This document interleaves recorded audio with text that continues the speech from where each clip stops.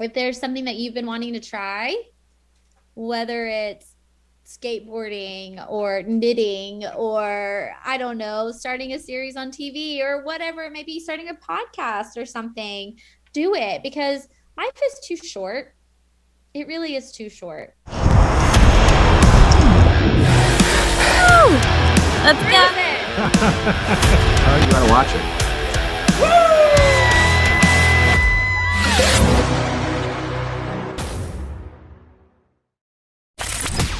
Get ready to get inspired. This is the Go4TheGoldy podcast.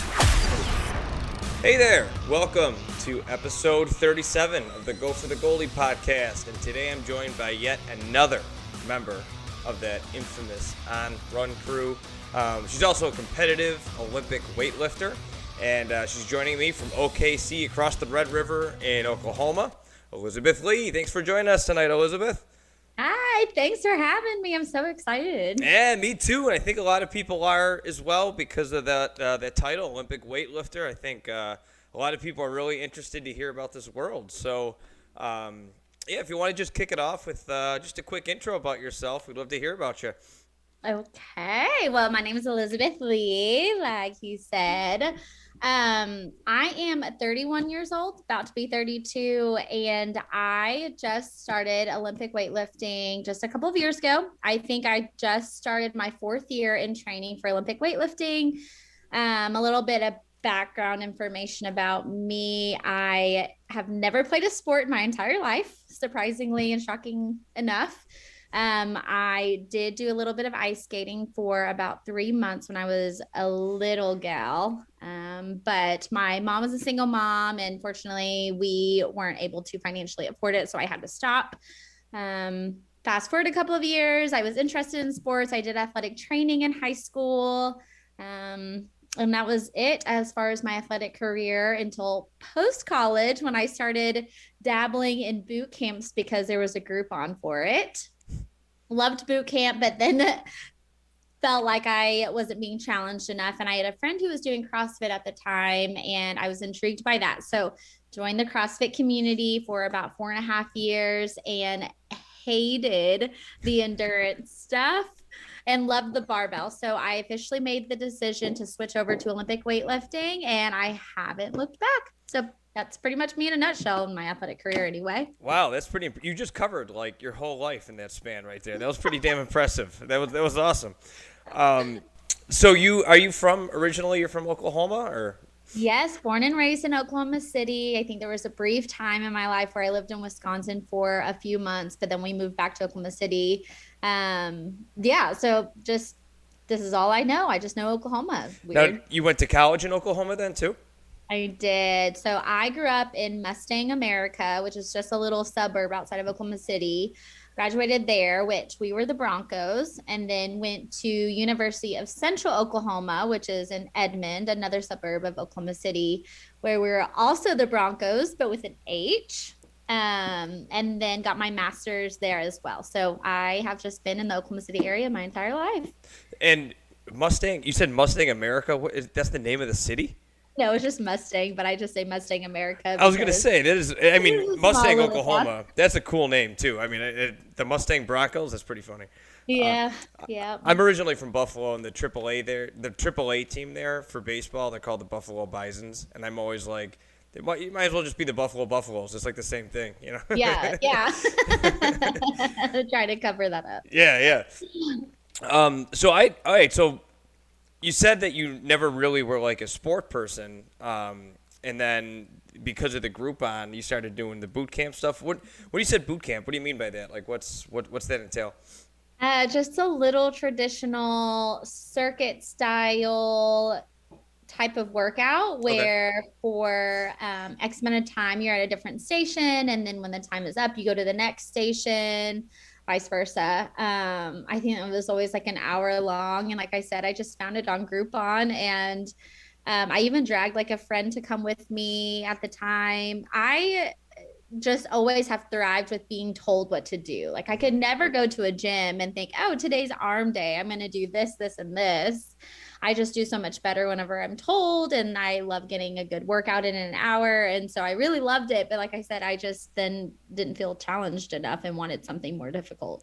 I got you. Yeah, I me and one of my best buddies, we started doing. Well, he's been doing it for a bit now, and he's got me on the F45 wagon. Have you ever heard of that place?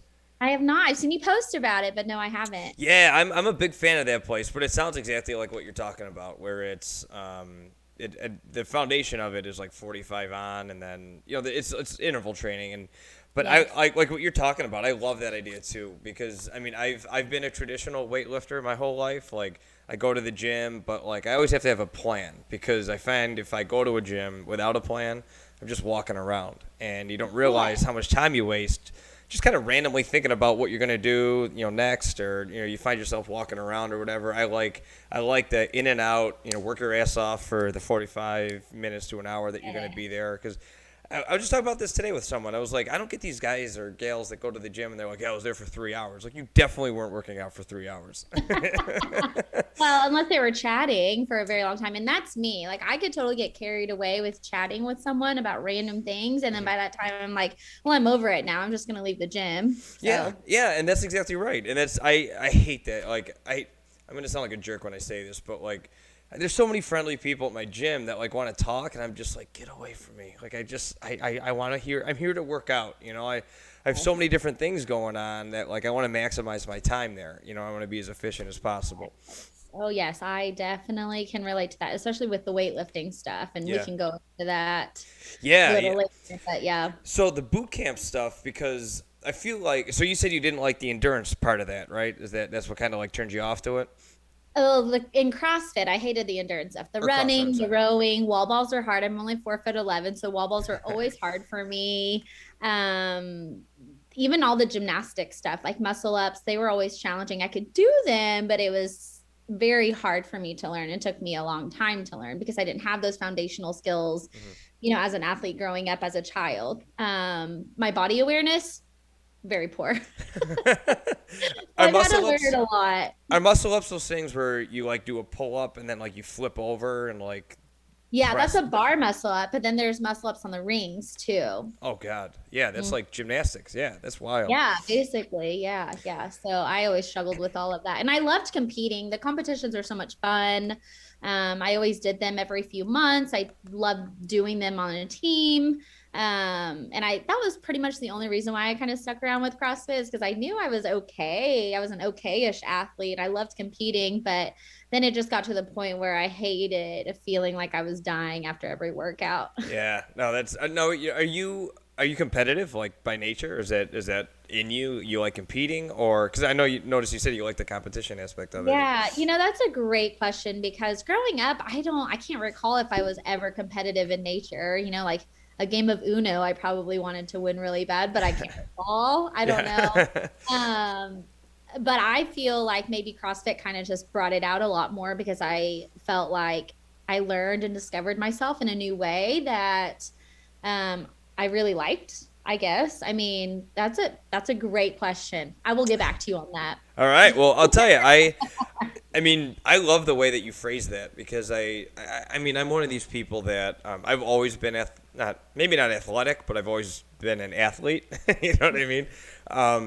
And I mean, I was a 3-sport varsity athlete. I just played sports year round growing up, and I never really identified that I needed that competitive edge to release that. I never made that self-awareness, and I'm always preaching to people, like, find something that you love. And I think there's just too much wasted energy these days on like going to a job that you don't like, then you go home and you can distract yourself. And people, I think it's so important to find that passion outside of your day-to-day, because of course we all have to do our things to survive, right? We got to put food on the table, we got to pay our bills and all that. But I always find it interesting when I talk to people about like, what hobbies do you have? And they're like, well, I'm really, love Game of Thrones. I love the Marvel movies. And I'm like, that's not really a hobby. You know what I mean? That's like a passive. Your interest, yeah. Yeah, exactly. Like, engage your mind in some kind of, challenge. And so to you to say, I didn't really know that I was competitive until I started doing this CrossFit stuff. I mean, I love that, because how old were you when you started doing that? Because you said you're 31 now, right? Yeah, I believe I was like 23. I That's believe, awesome. yeah, 23. And So I think that's a really important age to discover new stuff as well, because I've I've seen so many people graduate college and then identity crisis. exactly, yeah, and that Mhm. identity crisis may manifest into, you got your degree, you're like, all right, time to hit the real world, and then you're just grinding at some job that you don't like, you settle, Yeah. and then you just kind of all of a sudden you're 35, you're 40, and you're like, what the hell happened? You know what I mean? Where, if you look at life like a bunch of divergent paths, at 23, you found this thing, and now look what it's taken you. You didn't know where it was going to take you, but you knew you wanted to explore it, right? Am Oh, I closing? absolutely. Yeah, no, I had no idea that this is where I would be at 31. It is crazy to kind of hear you talk about all of these things, identity crisis, and how relatable that is, because when I graduated, I thought the exact same thing. I thought, okay, yes, I'm graduating. This is exciting. I'm going to make a salary. Hmm. And then what happens is then you think, I don't get a summer break. I Yeah. don't get a Christmas break. Yep. I don't get a spring break, and I have to pay student loans. I need to pay my rent. I need to pay all of these bills. And then it's just a wake up, go to work, go to bed kind of thing every single day. And so it is so important to find that hobby or something that you have a lot of interest in, that you can invest time and energy to, because who wants to just wake up and go to bed and repeat the same cycle every day without challenging yourself mentally, physically, emotionally, and finding that part of you growing up into adulthood. Yeah, So, and that's really the reason why I started talking to people like you and on this podcast, because it took me until, I played professional indoor football in my 20s, and I kind of like I told you, I've always been an athlete, but when I turned 29, it was all right, football, my career's like coming to an end here, but I'm competitive, and I know I want to stay with, some kind of sport, some kind of competitive thing. And I'm the kind of person who I'm just like, I want to try a million different things. I always say this, like, I wish I could just have 48 hours in a day instead of 24, because I just have so many hobbies and interests. But anyway, my goal is to interview people like, you're a 4'11" Olympic weightlifter who didn't get into it until I think you said you've been doing it for 4 years, so like 27, right? How cool is that? I've talked to a guy who started inline speed skating at 40. I talked to an Olympic swimmer who he was literally in the Olympics, and then he got not morbidly obese, but got really overweight and unhealthy, and then turned it around. Now he's back to world championships. So I want to inspire others to, like, just through stories of talking to people like you, to discover things later in life. It's never too late to find a new hobby, a new passion. yeah. So what you did, so you're doing CrossFit. You're like, screw this. I don't feel like I'm not trying to stroke out after every workout here. So what's the transition? How did the transition from CrossFit to Olympic weightlifting take place? Honestly, it was very brutal in my personal life, and I'll kind of go into detail about all that. But I had decided, starting this month, I'm going to do this meet that's in February. I remember like it was yesterday. And so after this competition, I am going to call it quits, and then I'm just going to focus and train full time for weightlifting. And the last competition that I did for CrossFit was Wadapalooza, which is a huge, huge CrossFit competition in Miami, Florida. Okay. Loved the environment, but hated the competition. I pretty much died all weekend. But that was my last CrossFit competition before I officially transitioned over to Olympic weightlifting. Did my first meet as an Olympic weightlifter the next month, and all of that was great. Now, the transition was hard just because I was dating someone at the time who was very supportive at the time and had said, do it. I think that you would do awesome at it. But in most CrossFit gyms, I feel like it's not equipped for Olympic weightlifting, especially here in Oklahoma. And this is what I struggle with, is the sport's not very big in this state, unfortunately. And so I'm one of just a handful of people who actually do the sport. And so the CrossFit gyms here are not equipped for Olympic weightlifting. There's no platforms. Kilo plates are very hard to find. Nice barbells are very hard to find without the distraction of people running across and doing a whole bunch of things in front of you too. Right. So when I wanted to transition, I thought I'm going to go to a different gym here in Oklahoma City that is equipped for that. It was more of like a strength and conditioning gym. And I had the support of all of my friends from CrossFit and things like that. But during that time, things didn't work out with the boyfriend. And so I lost that. And then I lost my friends from the CrossFit gym and lost that community and then just felt very isolated. And so the transition was very, very hard for me, but I have no regrets about it. I feel like I have learned a lot about myself. I've learned how to strengthen my mental capacity in regards to it's a one guy sport. I mean, I'm not having to rely on a team to get me to first place. I'm not having to, really think about how I'm going to disappoint someone if I don't do well. Like it's just me, myself, and I. And so it kind of set me up for that aspect, I guess. And then also through that, I have gained a lot of friendships and established new relationships with people in the community. And honestly, I am so thankful that all of that happened when that did, because I think it'd be totally different if I had gone a different route.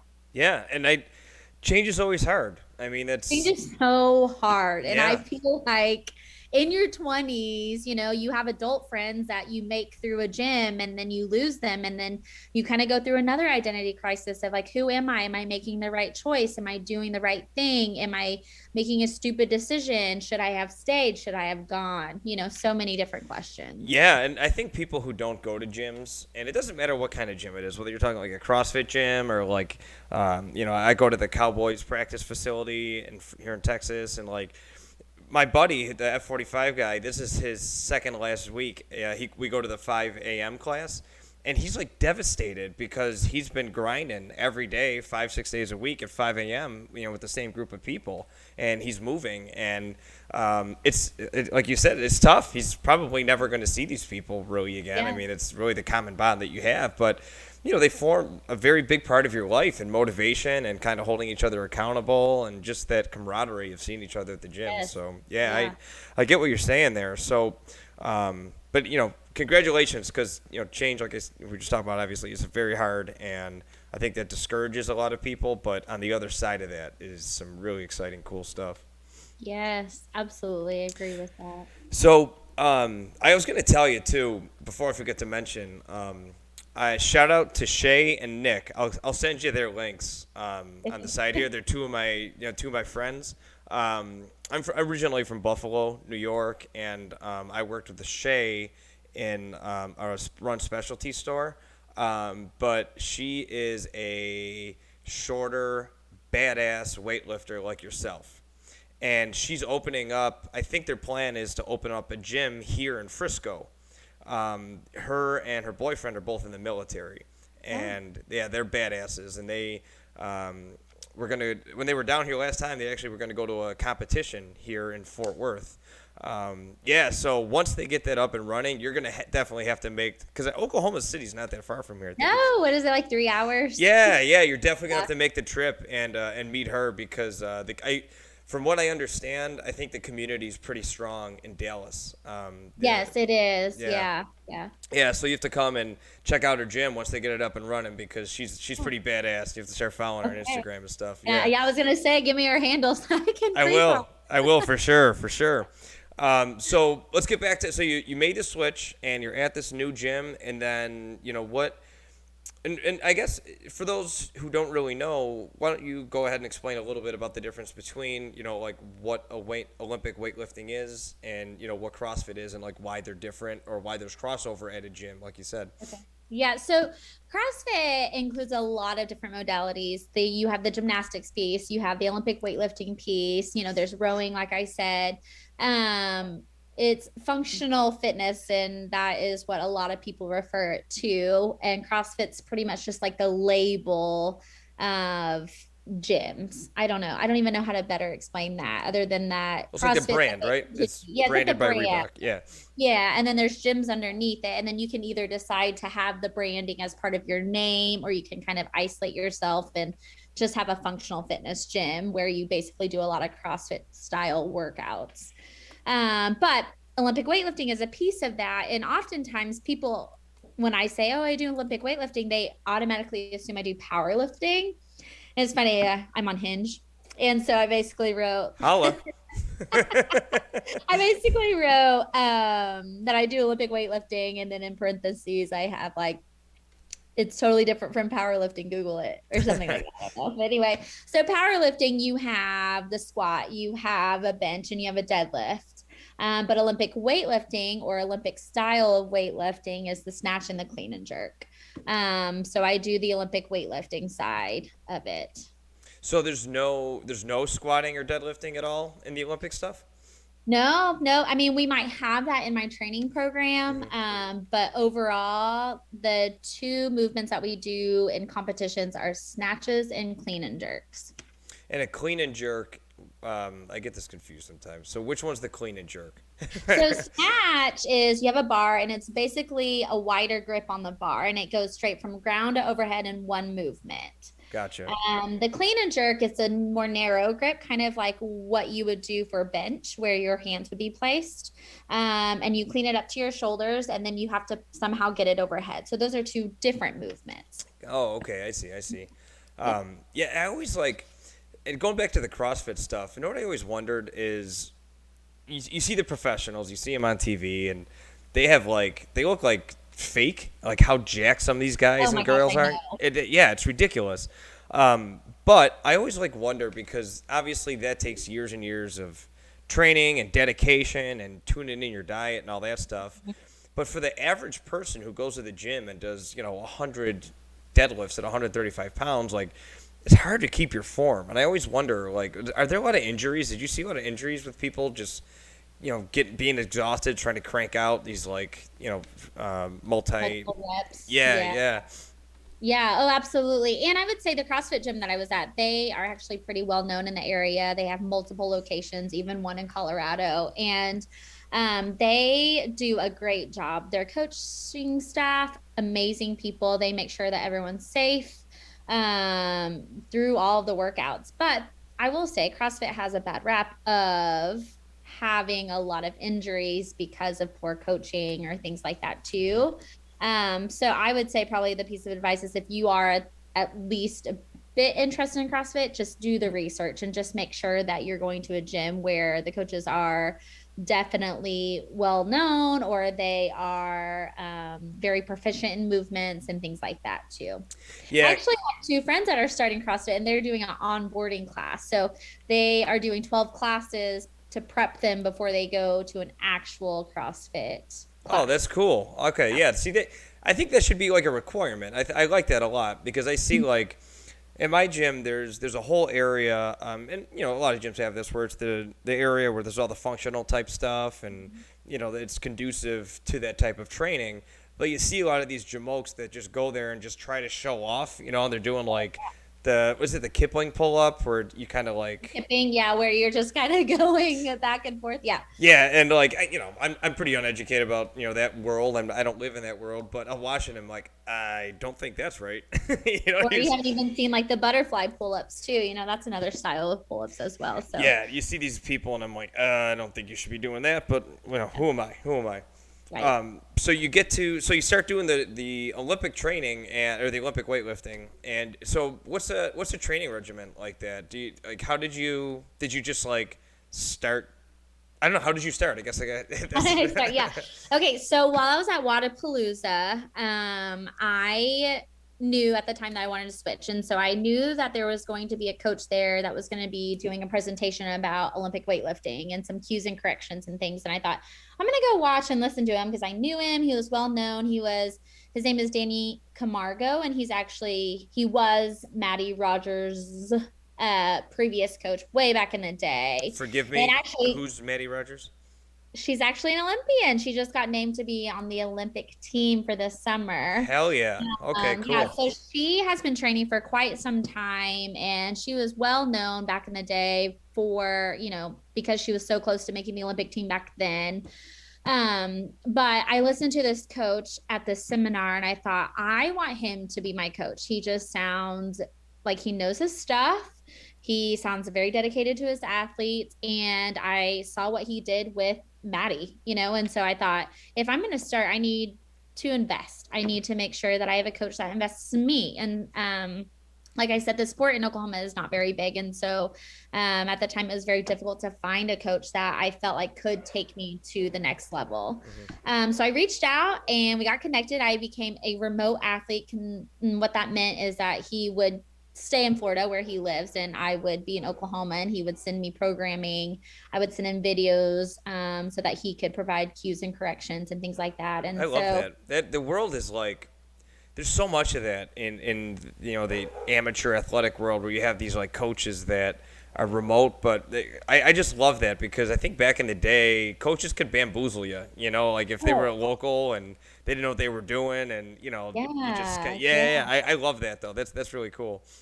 I would never recommend it for everyone. I would say it kind of really just depends on your learning style, your dedication and commitment and things, because it has been very hard and very challenging. And I have had several coaches that have said, not everyone can do remote coaching, but you do it well.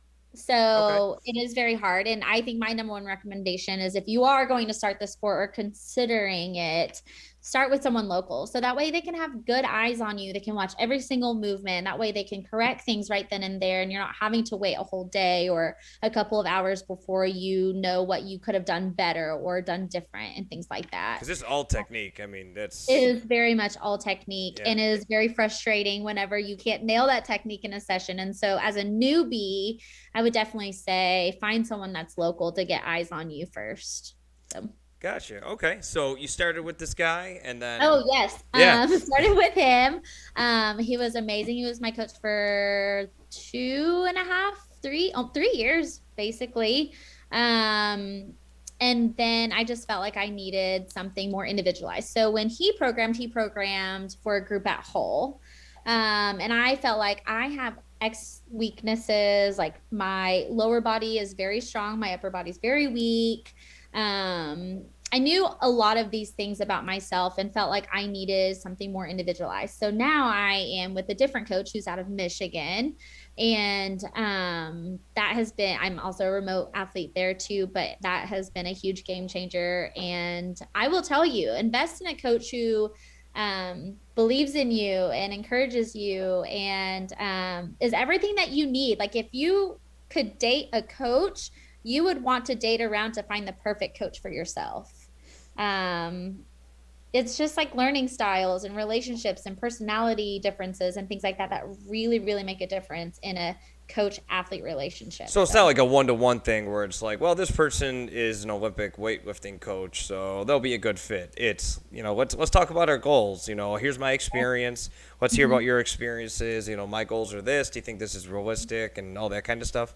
Yes, absolutely. I really, really am so thankful that I found my current coach now, because when I don't believe in myself, he believes in me, and he provides all the encouragement and support. And, like the days I've, have a really rough time, like just having a day, he understands that. And he has made comments like, Liz, when you are asking for a modification in your training, I know that you truly need a modification, and we can definitely do that. And we'll get back after it tomorrow. If you're not feeling better tomorrow, we'll modify. It's totally fine. And so just feeling like I have more of like a teammate rather than just someone dictating what I'm getting to do in training is. Yeah. Well, it sounds like you said, you wanted it more individualized, and it sounds like you're getting that. You want the back and forth is definitely healthy, because you're not going to be at your 100% with every day of training, and you want this coach to adjust on the fly, and go with the ebbs and flows of the emotions of working out, right? Yeah, exactly. So how'd you come across this guy? Was it like through networking, or is there like a central database, or like how'd you meet him? I know, right? Because I'm just finding all the coaches all over the nation. Yeah. So Florida to Michigan too. That is. I know, two totally separate. Yeah. I know. When I was at the Arnold a few years ago, which the Arnold is a huge fitness festival and includes Olympic weightlifting on top of everything else. Columbus? Yes, Columbus. Yeah. I want to go to that someday. That sounds really cool. Amazing. The environment is crazy. It's a daytime club scene. Pre-COVID, of course, obviously. Right. But when I was at the Arnold a few years ago and was competing, I met a gal named Mallory. She's one of my very best friends now, but we immediately clicked and became the best of friends. We were in the same session, same weight class, competed next to each other. And, we remained in touch. We talked all the time. She was with a coach and I was with a coach, and then she changed coaches, and I saw how well she was doing with the change, and just couldn't ever bite the bullet to leave my coach. Like when you leave a coach, it's like in a breakup. Yeah. Well, it's like you said before, change is hard. It's, Change is so hard. Yeah, And yeah. it's afraid of disappointment and hurting someone's feelings. And it was so hard. I could never fathom thinking like, I love my coach. Why would I ever leave them? But I know what I need. So am I being selfish? But then one day I just thought, you know what? I need to put myself first. I need to stop thinking about other people. And then switched over to her coach. It's good to be selfish sometimes. It is. And Yeah. I encourage everyone to be selfish, especially it's 2021. Let's put ourselves first. Let's go, baby. I know. But anyway, so that coach that I switched over to, he actually isn't my coach anymore. It's another coach at the gym. That's actually my primary coach. That one had to leave and coach at a university in Michigan. And so I stayed on the same team, and I'm just with a different one now. Okay, so so team, what does that mean in your world? 'Cause I'm like, wait a minute. So these gyms, these Olympic weightlifting gyms often have teams too. So some big name teams. Oli Concepts is where I was originally at in Florida. That's kind of just right in the Orlando area. And then people have probably heard like Catalyst Athletics. That's also a big one that's based in California. Juggernaut, that's also a big one too.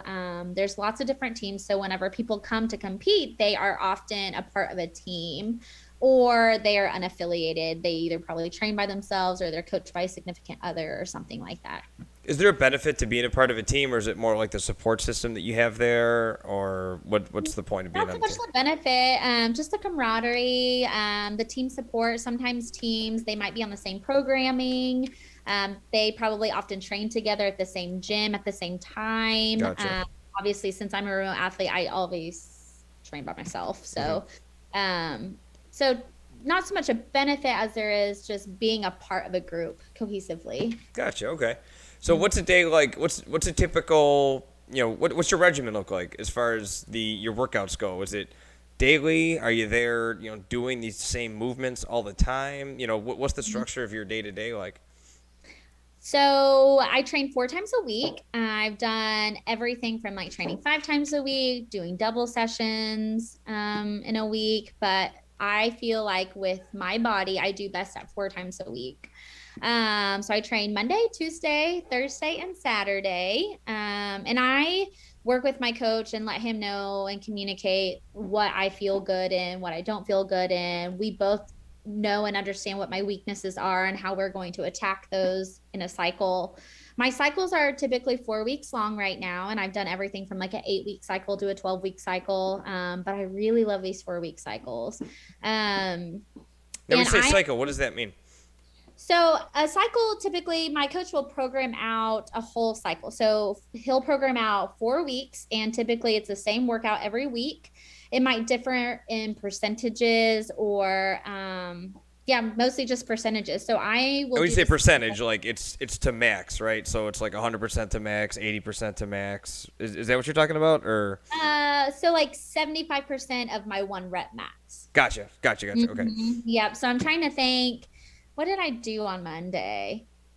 I can't remember, but like Thursday, tomorrow, I have up to 90% of halting snatches. So what that looks like is I'm going to start from the ground, I'm going to pause at the knee, and then I'm going to follow through and finish my snatch. And that's up to 90%. But these cycles, they can gradually go up in percentages with the ultimate goal of hitting some type of PR, essentially. So Gotcha. Okay. And then do you plan out, like with triathlon, for instance, I have my races from, March to, I think it's October. But do you have your competitions, laid out, and do your cycles try to match up with your competitions? Yep. So we're prepping for nationals right now, which is the first weekend of July. And then we obviously know that I'll be doing the American Open finals in December too. Um, every local competition that I decide to do in between there, we typically use as a heavy training day for me. And those are more for fun. So I could just get some more platform time, not so much in it to like win or get medals or anything like that. Just heavy training days to get some time on the platform. Gotcha. And it actually is a perfect lead into the next question that I had. So when you start, and I always draw the parallel to triathlon because that's what I do. But, like for me, in the very beginning when I started triathlon, I did a sprint, local sprint in Buffalo. And, me and my fiance were walking around after the race, and the woman who was next to me, she saw me get second place, and she was like, "For your first race, it's pretty damn good." And I'm like, "Oh, thanks." And I just did it for the hell of it, right? I was just like, I've never done a race before. I'm competitive. I wanted to. Well, she said something that changed my life. She's like, you should really see if you could, compete for the national championship. And I'm like, well, this is a sprint, and like Ironman is insane to me. And she's like, no, it's the national championship for sprint. So then me and my fiance just like, you could tell it. She just went, oh God, because she knew I was gonna go all in, And we went home and we looked it up, and sure as hell, there's the sprint national championship, and that's what I set my mind to. And, by going to the national championship and placing in the top 10, then you make Team USA. So, like, I had these pie-in-the-sky visions of that. So that's a long-winded way for me to ask you the question. So, that was my original, like, oh, okay, so every day that I train, everything that I'm gearing, my workouts towards is that ultimate goal. So you just mentioned nationals, so obviously there's a nationals, but that was going to be my question at some point in this is, like, is there – you're competing, but like, what's the ultimate goal? Like, what's the farthest that you can go with this, aside from obviously the Olympics? Yeah, so Olympics, if I would have started at a younger age, could have very well been a possibility for me. Wow. With how well I've been doing with starting later and the amount of time that I've been doing it. At least that's what coaches have said to me. I kind of feel like I just sounded very cocky when I said No, that. not at all. Not at all. That's a pretty damn amazing compliment, though. Holy cow. That's pretty cool. Yeah. So my ultimate goal, and I've only told two other people this, well, two people on top of my coach. My coach knows too, but. So now let's throw it on the internet. Yeah. Yeah, so let's just tell everyone, hey, I would love to make it on an international team. So in a quad, prepping for the Olympics, there are a lot of international competitions to allow for Team USA and other countries to compete against each other for different reasons, to get points in order to be able to qualify to go to the Olympics. Obviously, the Olympics are out of question for me, but I would love to represent Team USA on an international platform. Not this year, then for sure next year. And so that's kind of what I am gearing towards. That's so incredible. I know, kind of feel very anxious telling the whole world about this, but if I don't get it out there, who's going to hold me accountable? That's right. You have to put it into the ethos. Me and my buddy, one of my best friends, he actually just moved to Frisco from Buffalo, and we grew up swimming together and everything. And he does these affirmations on a daily basis. He tells himself, I'm going to do this by this date, and he puts them on YouTube. And it's like, it's not for anyone but himself. They don't get any views. He doesn't care. It's just literally so we can go back and see every Saturday he's said that to himself, and I absolutely love that, and I'm going to hold you accountable because I love that. Yeah, I've actually been working with a sports psychologist to help with my mental game a little bit because I doubt myself quite often. And, like social media, you can portray yourself as being like XYZ, but you don't really get to see like the bad days. And so, I struggle mentally with things. Like oftentimes I will get into a rut where I feel like, oh, there's no way I'm going to lift this over my head. And I've already talked myself out of it before I even attempt it. And that does not help with competition days. So I've been working with one, and self-affirmations are so important. And that's what I'm trying to work on too. You struck a nerve with me by talking about that. I never really have been a reader because I'm somebody who I can't focus. Like I have so many like literally before we were doing this, like I spent my day playing Mario Kart and editing my film and because I'm putting on YouTube like tutorials. Like I am all over the freaking place. But I really understand what you're talking about, the performance anxiety kind of. Well, I have performance anxiety Yeah. pretty bad, and you know the in triathlon, I mean, there's and it's just like any sport or anything that you do, but triathlon, I mean, there's a chance that you can get into real serious harm or die. I mean, there's at the national championship a couple years ago, a guy actually died on the swim. So before you get in the water, I mean, you're staring into the distance, you know, and it goes obviously really far. I mean, my swim is only a half mile, but that's, you know, you're there, you can't touch the bottom. You're battling people. You're getting You're kicked already and punched. fatigued. Yeah. Yeah. But I read, so I started Audible, and I'll listen to it while I'm on the bike or while I'm, you know, playing video games. So like, because I need to be like grounded in some way, you know what I mean? Like I'm just like, okay, the craziness is like doing something else, so I can focus on listening. And I listened to a book called The Confidence Gap, and it talks exactly about what you're talking about right now. And it really helped I really applied that to my training, and it really helped me when I prepared for the national championship in Virginia a couple weeks ago, because yeah, the concept is like exactly what you just said. You have these fears, right? Like you were just even, you know, hesitant to say I want to qualify for, you know, international Olympic weightlifting. And the idea is people, you know, like Michael Jordan or Wayne Gretzky or Tiger Woods, they're not fearless. You know, they don't exist with the absence of fear. Fear is a human emotion. That's what's made us survive. You know, if you didn't have any fear when, you know, we were cave dwellers, well, you just walk out, you know, just and get eaten by a bear without, you know what I mean? Like there's a reason we have fear. But the idea is to acknowledge the fear, learn how to grapple with it, and move forward with it. It's called unhooking, is the concept they talk about.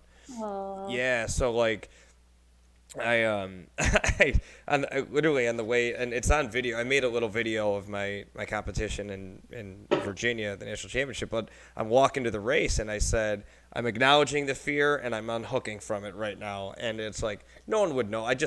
But I was just in a different mindset because I was terrified. You know what I mean? But you have to say it out loud to yourself, and it's something that, I mean, you might find it interesting. That's why I bring it up, because Yeah, I'll have to read that. I'm always looking for a new book to read, especially right now whenever I'm in full prep mode and want to get my mind right. So yeah, I think it's especially if you're seeing a sports psychologist, that bring it up to them. They probably have heard of it before, because it applies to like all different walks of life, but specifically sports. It's very, very important to like unhook yourself from that kind of stuff. So yeah. Thanks for the recommendation. Yeah, no problem. I Stop feel weird. by it. I feel weird recommending books, because my whole life I'm like, I can't read, I can't focus, I'm a moron, you know. But that one helped a lot. So if you want to qualify for international competition, what do you got to do? What's the next step? So the first step is to get into the testing pool. And once I get in which is just super easy, it's just something that you do online. And so I'm already in the testing pool and we have to be in it for, I think, 6 months at least before you can be considered, for a spot. And then you have to hit a specific total. So a total means in a competition, you get 3 attempts at hitting your best snatch, and then 3 attempts at hitting the best clean and jerk. And your highest snatch and your highest clean and jerk total out to be your total. So I know that I would have to hit a specific total. I was just a few kilos shy of it last year. And it has to be at a competition, like an official. It has to be at like a national level competition. Gotcha. And in that specific weight class too. And how often are those? National level competitions, there are about 4 a year. We have the Arnold usually in March. Nationals, they just changed. It's usually in May, and now it's in July. And then there's American Open Series 2 and 3. And then American Open Final. So there's 5 a year. And you have to do it at one of those competitions. And so there's just not very many of them. I don't know what the total is right now because the Olympics is coming up. So I'll have to do some research and try to figure that out. I don't like to have a number set in my head. I like to hit small goals. And so I have a goal for myself, like for the upcoming weeks. And then the week before I'll come up with the game plan for what I want to hit at nationals. So Nice. And when's nationals again? first weekend of July. It's actually the 4th of July weekend. Wow. So that is some dedication, because I would be like, you know what? Screw that. 4th of July is my favorite holiday. I'll go to the next one. I know. And gosh, tickets were expensive. It was very heartbreaking to book all of that. That's the tough part of being an amateur athlete, right? Is paying for your own damn know. travel. I know. And it's in Detroit, so it's not even fun. Yeah. Sorry for those listening to Detroit, but I agree. I told you I'm from Buffalo, so that whole Rust Belt area, I can say that because I'm one of those people. Yeah. I'm going to Milwaukee in August, and I'm also not very excited for that. But they have beer there. Is it Spotted Cow? Something? What is it? You can only get it there. Oh, really? I was gonna say Miller. I mean, that's there, but yeah. No, there's a beer that you can only get there, and I remember because when I had a competition there, I had to bring some back. Nice. Okay. Well, see, thanks for the advice. I wouldn't have known that. There you go. Yes, I'll let you know. I'll research it, and then I'll let you know later what it was called. So you're close. I mean, you're a little over a month away from this big competition. Just a little over 5 weeks. So so talking about the points, when's the date for like the deadline of points to qualify for a national or for an international competition? How does that work? It just varies. So international competitions, sometimes they don't get announced until like a couple of weeks before, or it's just so dependent. They'll pop up randomly. A country will say, we're going to do this. And then let us know if you want to send anyone, basically. Wow. So you're like, you're like on call. Like you're just an international competition could pop up at any time. So these national competitions are pretty important to kind of go to then, huh? Yeah. And I always have to submit a request too. Like if I'm interested, they have to know that I'm interested before the actual national level event, because they have to know if I can use that to qualify for the international event. So I normally have to do that. I think though, all of this probably won't start until the end of this year, if not maybe next year. So we shall see. Because of the Olympics? Yeah, because the Olympics this summer and because it got postponed. So a little weird in timing. But a lot of it to say is I really just want to build up my confidence. Like we were talking about earlier, all the self-doubt and things like that. I've bombed out several times, meaning I didn't make a total. And that has really hindered my ability to kind of progress mentally without that doubt and the fear and things like that. So I am ready for I'm here. I'm making myself known. I'm getting after it. You better watch out because I am ready. I am committed. And so I just dropped a bombshell in the Go for the Goldie podcast. I mean, now it's legit. I told the whole world what my goal was. Yeah, I know. But I really believe that success doesn't come without failure. And you need to, how are you going to know your limits if you never fail? If you, yeah, that's and I was listening to Tim Grover. He was on someone's podcast. Have you heard of Tim Grover? I've heard of Grover the Muppet. Is this the same person? You need to look up Tim Grover. He has a book out too. He has 2 different books out, but maybe you need to read that. I'll send that over to you. I think it was called Unstoppable or something like. I can't remember. I'm writing it down right now. Tim Grover. Yeah, Tim Grover. Anyway, he's amazing. He helped out like Michael Jordan, Kobe Bryant, all of these high-level athletes. Have you heard of him now? The book has been suggested to me many because of the confidence gap. And other books suggesting it. Okay. Yep. Anyway, I was listening to him on a podcast, and he was talking about if you lose, people tell you, get up, hurry, and, get back after it. But no, he said to stay down there for a little bit, because stay down there, figure out what went wrong, feel it, and then figure out what you need to change. Because if you lose, you fall down, you immediately get up. What have you changed? You're just going to fall back down again because you're going to do the same thing again. You need to figure out what you need to change. And that kind of spoke to me because I thought, yeah, how often have we lost or how often have we been kicked down? And then we just think, well, I'm just going to fight back. But we don't really technically have a game plan. Something needs to change, Yeah. whether it's nutrition or a change of coach or a change of programming or whatever it may be, there needs to be a new game plan or you're going to get kicked down again. So. I think that's something, it goes back to what you talked about a couple minutes ago. I really believe that, social media, it's really easy to put all of your easy moments, but no one says some really negative thing that happens to you. And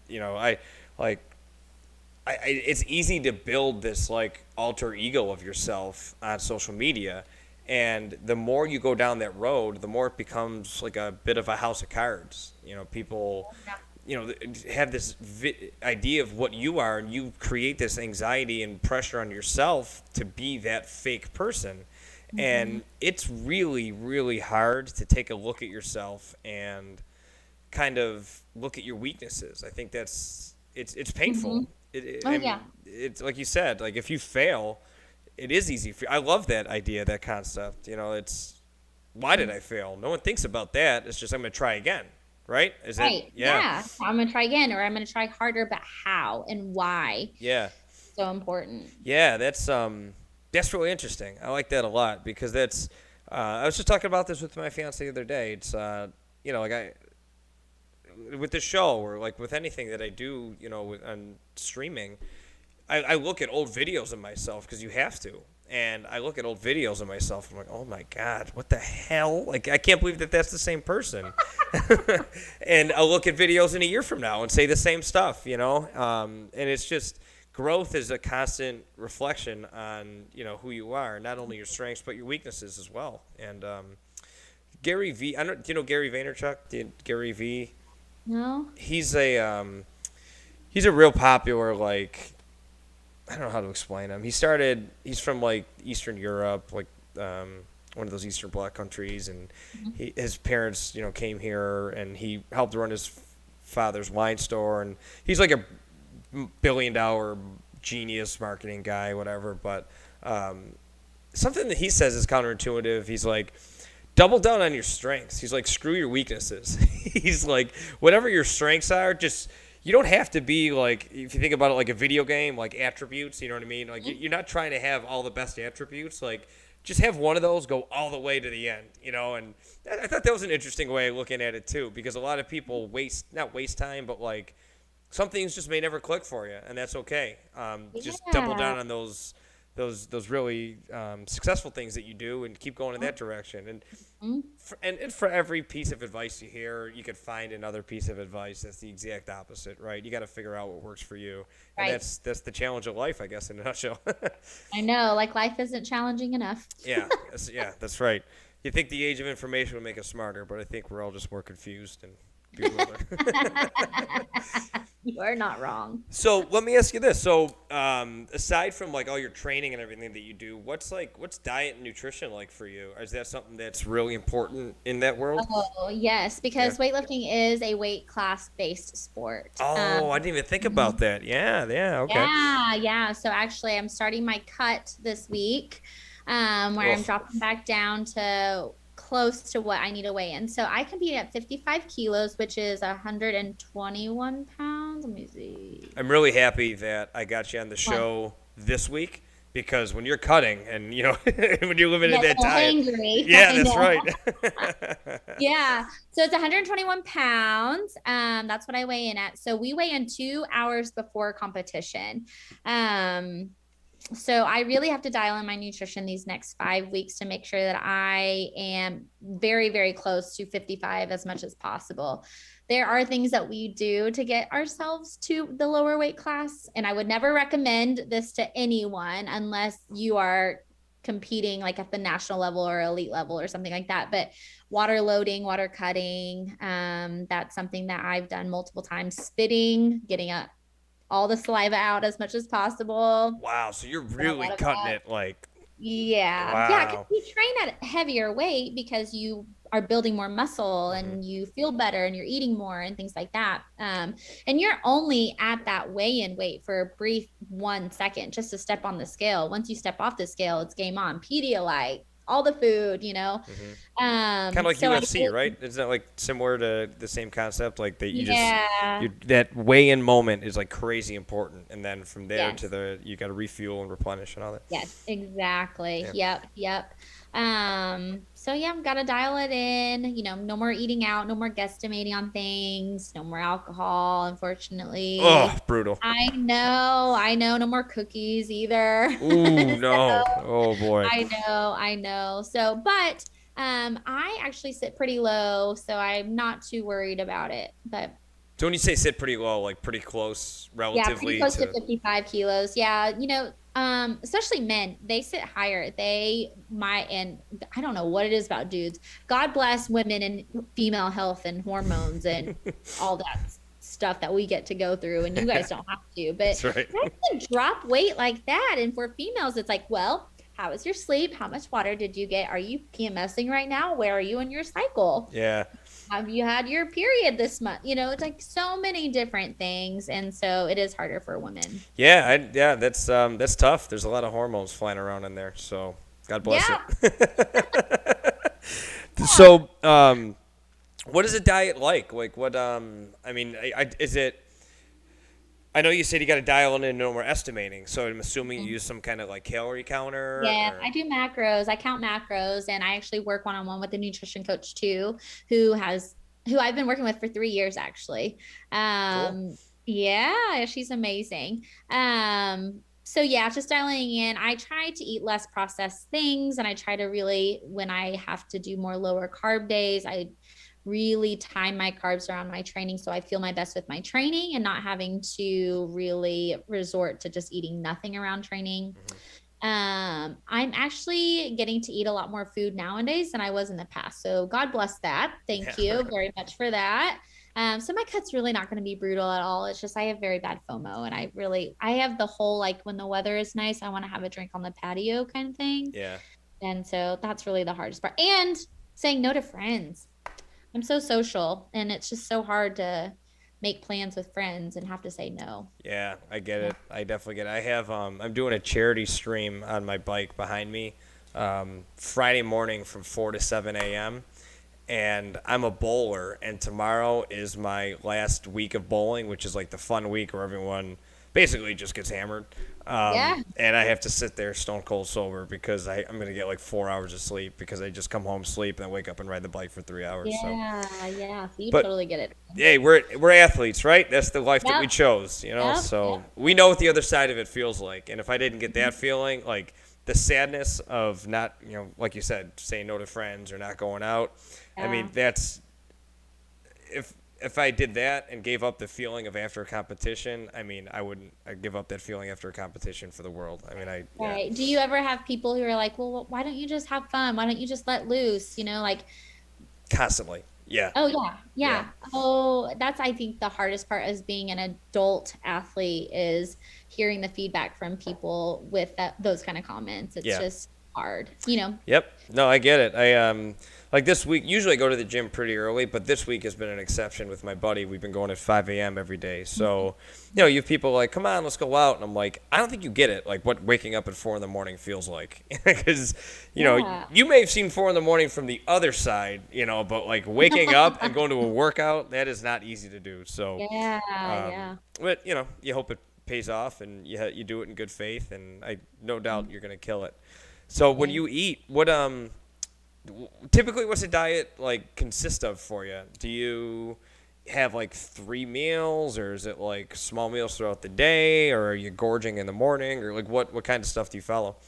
Yeah, so I normally train in the morning. What that looks like, I wake up, I take my greens, I drink my greens, and then I eat some breakfast. So that usually is like some sort of breakfast, little sandwich, or like a little burrito, or pancakes and egg whites. It just depends on my mood. And then I train. Oh, I drink coffee. Coffee is very important. That's always like my pre-workout. I don't take normal pre-workout. I use coffee as my pre-workout. Okay, gotcha. Um, I'm a then big I pre-workout guy. Yeah. Oh no. So I tried that once and I thought I was gonna die. So never again. Yeah. Never again. I train and then I eat lunch. I actually order a lot of pre-made meals because convenience, Hmm. and I just don't ever have time to, I'd rather devote my time to training and getting enough sleep than to cook my meals. And I know that's so different for everyone.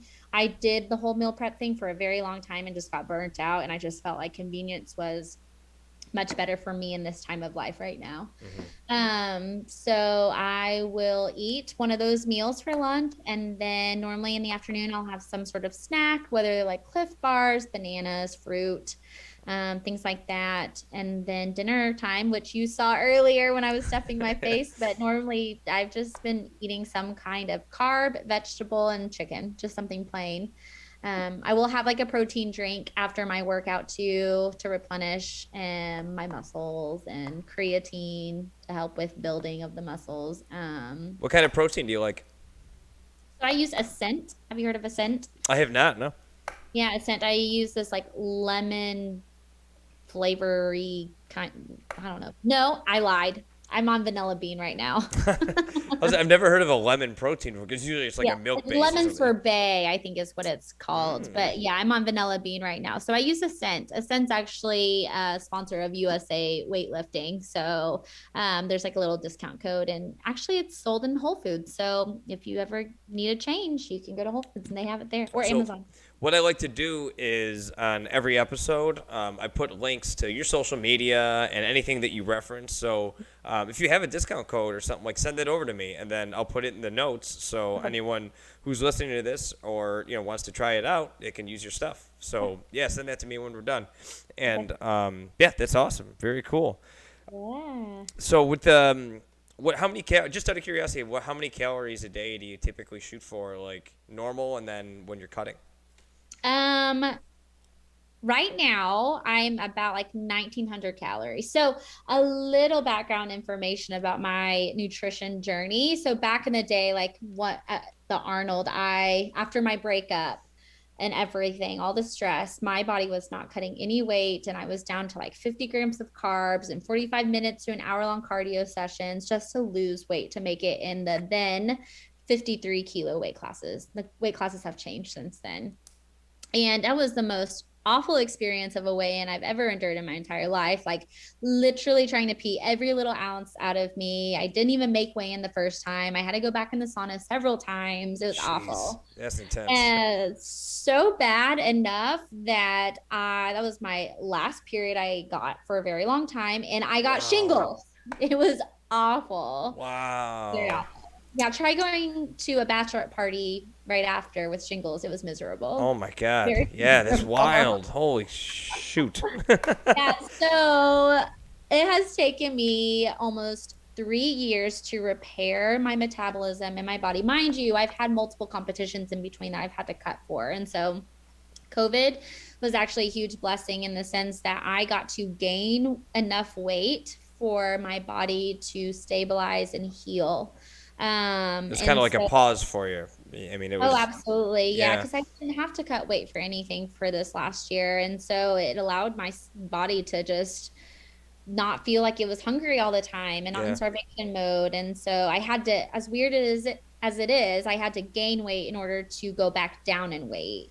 And that's why my body's able to sit a little bit lower. So I'm getting to eat a lot more food these last couple of months than I have ever in the past. And I wanted to throw that out there because I know a lot of females struggle with nutrition type mhm, things like that. They think that they need to eat less in order to lose more, and that's not always the case. yeah, yeah. It's like we talked about too. I mean, in the age of information, it's the age of information. It's just that it may not be correct information. So if you go on the internet and try to look up, like, you How know, to lose weight? Yeah. you're going to get 50,000 different articles about it, and God knows what the hell people are saying. And if you cling to something that you think makes sense to you, but like it doesn't, there's no scientific evidence, or there's no, information to back that up, or those claims up, and someone follows that path, I mean, you can do some pretty big damage to your body. Like Yeah. obviously, like, that's, and stress too is such a big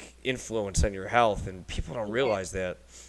So you were asking me what my calories are right now. I've been pretty stressed out these last few weeks with a lot of personal life things going on. So my body weight actually jumped up a smidge. And so now that a lot of the events are over, I had a wedding last weekend, I'm able to kind of get back into my own groove of things. We're going to see if my body weight goes back down before making any kind of cut to my calories, because we just increased my calories because I kept losing weight. And so my body needed more food. So it was just kind of a weird thing with stress. You Yeah. just know.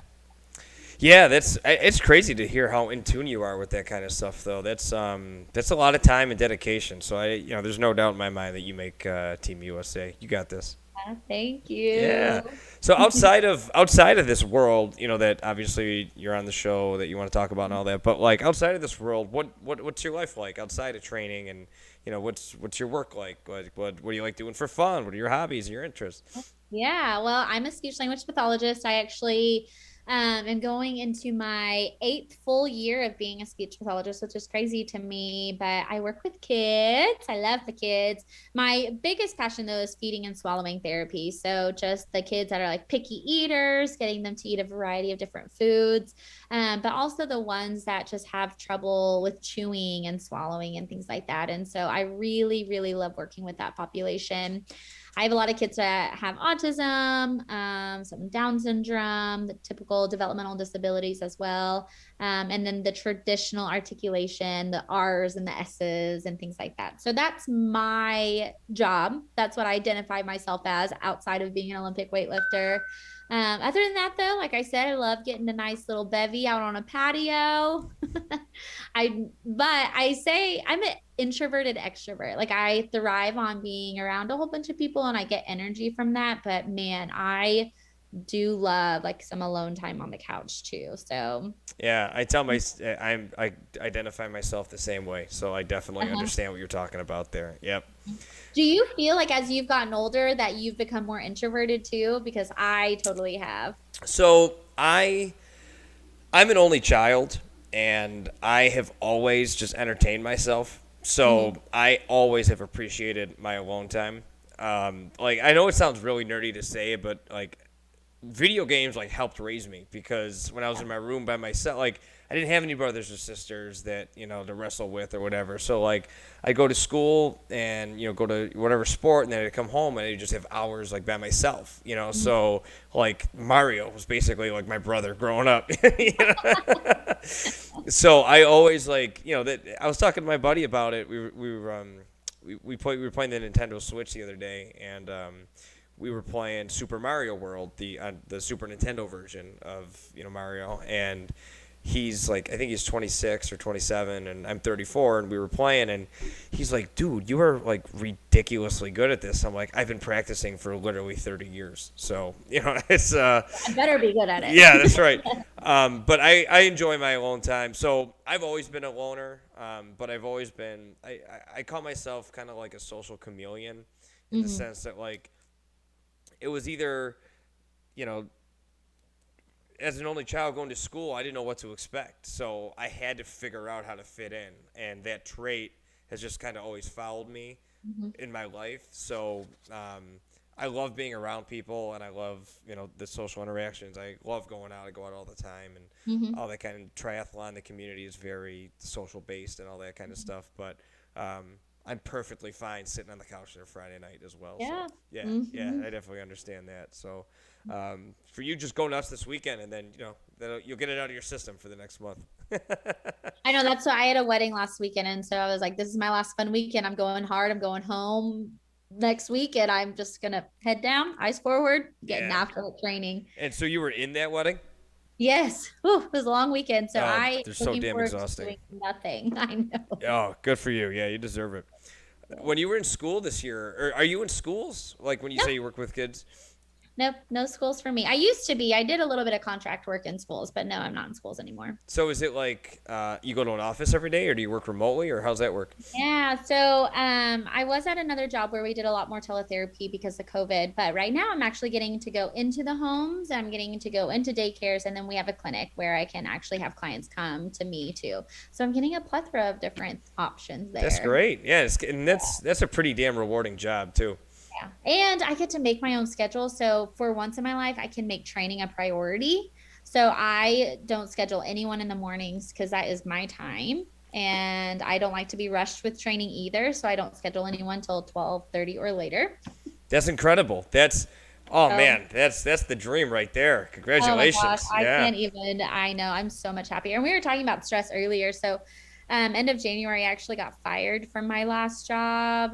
That's a whole different story. I have no idea what happened there. But um, when I started my new job, my body weight actually dropped 4 pounds because the stress from my old job, I just couldn't believe it. It was Wow. crazy. That's I know. wild. Yeah. I Well, know. I know. like we said, change is hard, and sometimes it comes without a warning, but you just got to roll with it, right? And it worked Yeah. out for the better. It sounds like. Yeah. Yeah. It did. So, The reason I moved down here for my job, I lost it because of COVID too. But I couldn't be happier to have wound up in Texas, and I have this job that is also incredibly flexible. So I basically have like all the time to kind of make my own schedule and do what I want to. So play it's Mario Kart. and play a lot of Mario Kart. It's wonderful. I got to learn how to ride my bike and play at the same time. That's the ultimate dream right there. So we definitely, I mean, we're at about an hour and 10 minutes right now. Oh gosh, yeah, man. Yeah. I could probably just chat for you for a long time. I just have so many things to say. We'll save it for the next show because Okay. my concept is like once I get to like 50, I'm gonna start like recycling guests. Oh, Because okay. I want it to be like stories. I want to check back in with you after nationals. Let's talk Okay. then. Yeah, Let's let's talk do when you're it. on Team USA. That's the goal. Yeah, okay. Let's Yeah. do it. Actually, the last thing I wanted to ask you, and this I find this so interesting. So, like the on-run crew, we didn't even talk about that at all. Oh yeah, and how I don't run and This is so crazy. So I put, that one day that person bailed on me, and I put it in the group, and I'm like, hey, I got this show that I do, and I if you're in this group, you do something cool, right? I mean, that was like my train of thought. I didn't realize like the spectrum of people. I thought it would be like mostly runners, and most of Right. the people that I'm talking, like I had Amanda Gent. She's an did you see that she's an elliptigo? Do you know what that is? is that where they're just training to like different like is she the one that does all the monkey bars and That's Steph. That was Steph. Yeah. okay. So her, I mean, she was from the group, and that's an incredible sport that she does, but Yes. it really has nothing to do with running. The elliptigo is the elliptical motion, but it's on a two-wheeled like bike. Oh. Yeah, and she went to the World Championships for it in California. Like she trains her ass off. Wow. Yeah. So like her, and then Almitria last weekend was like, I think she was like 250 pounds, and now or maybe she lost a ton of weight, and Uh-huh. she's been on Dr. Oz, and she's been on the Today Show, and just crazy health and wellness coach now. Like just turned her Uh-huh. life around at 36, and I just meet all these like crazy people from that group. So then, Olympic weightlifter. I'm like, how the hell did you like stumble on? So I want to hear like, how did that happen? Oh my gosh, it's so funny. So I had started doing like a hit style boot camp over this last summer, just to in the midst of COVID, I wanted to get out of my house and do something different than just lifting. I had a shoulder injury and I had to do something. I was going crazy with doing nothing. And so I started doing this boot camp, and then I had noticed like, okay, all these girls are wearing these on shoes. Like, what are they? And so then I bought some. And then I remember one day I was sitting in my garage training, and an email got sent out like, we're looking for on-run crew members. If you'd like to be an ambassador, fill this out. And I thought, nah, fuck it. Why not? Why? So I did. Yeah. Why not? Probably not gonna get chosen. I definitely don't run. So I filled it out, and then I was laying on my couch like several weeks later, and I got an email. I thought, what? Me? Are they sure? Yeah. Did they get the wrong email address? Yeah. Yeah. Are you sure it's me? But yeah, I mean, I even talked with JC down in Dallas about like, how can I support on run when I don't run. And so, like when I work with my personal trainer, which I do twice a week, I am always wearing on run shoes. And then they actually kind of bullied me into doing like the Better Your Mile challenge. So I've been running a little bit at the track, which is weird. These like heavy ass legs of mine don't move fast. You got some pretty shredded legs, by the way. I was looking at your profile pictures. Yeah, that was very impressive. Very impressive. Thank you.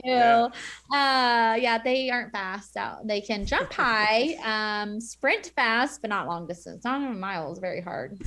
But yeah, so that's kind of, I mean, it's a little bit of a challenge because I definitely don't run, but I just based on the group information, they're trying to gear more towards not just runners, but everyday gym goers and things like that. So that's kind of, I think, why they picked me. I love it. I think they did a great job finding a very diverse group to support the brand because it's every person I've talked to from the group is just so different. It's, not that I had like a negative expectation, but I just expected it to be like, all runners. I ran in high school and then I dabbled in college and then I ran my first marathon. You know what I mean? It's crazy to see like the different worlds that everyone exists in, and I love it. And that's why I really enjoy doing the show. It's cool, and I get to meet fun people.